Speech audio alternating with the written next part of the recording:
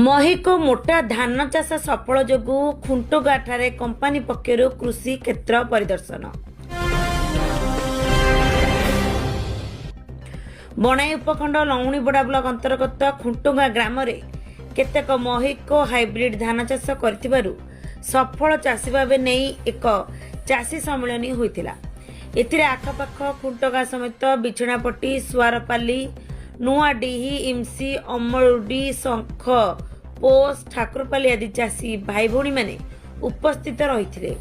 एही महिला हाइब्रिड धान चाष करथिबारु ए वर्ष चाषींकर भल धान फसल होईछि, जहा फल नहीं महिको हाइब्रिड कंपानी पक्षरु एक कार्यक्रम होइतिबा बेले एथिरे किसान एडवाइजर प्रकाश महांतक तत्वावधान में होइतिबा बेले एथिरे महिको धान चाष करथिबा खुंटुगा ग्रामर सफल चाषी भावे कुमुद पात्र ठाकुर पाली ग्रामरू श्रीकर किसान लमसी ग्राम महिला चाषी सुकांती महंत सुआरपल्ली ग्रामर लुणसागर बडनायक आखरुडी ग्रामर राजकिशोर मुंडारी प्रमुख उपस्थित रही।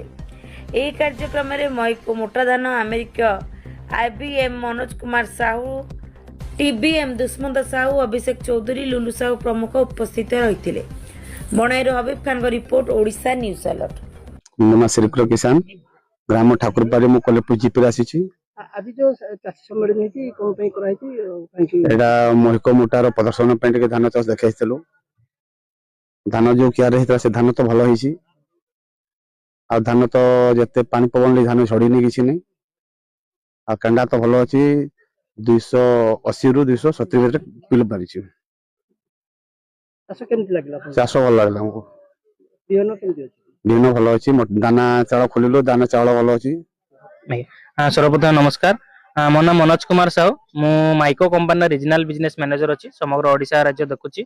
आज आम लौणीपड़ा ब्लॉक रो खुटगाँ गाँ को आसलु, जोटि की आम आज गोटे माइको मोटा धान हाइब्रिड धान रे गोटे खेत परिदर्शन आम करूँ।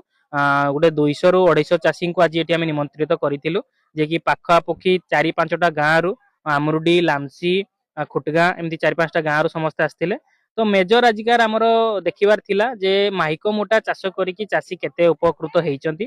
तो आमे आज जो खेत आज देखैलु, तो जो चाषी आज्ञा करिथिले जे आमर उक्त चाषी थिले कुमुद बाबू, से आज्ञा 30 क्विंटाल धान आमे 3/3 रे काटला परे 30 क्विंटाल धान पाइचंती। आ पोटास अभाव पोटास कम देइथिले भी हेले भी से धान बहुत भलो होइची। अगाड़ी मुक्त दाना आ वजनदार दाना 135 रु 140 दिन रे प्रस्तुत हुए। आया मन कुमुद चंद्र पात्र घर खुंटगा कौन पे आज चाषी सम्मेलन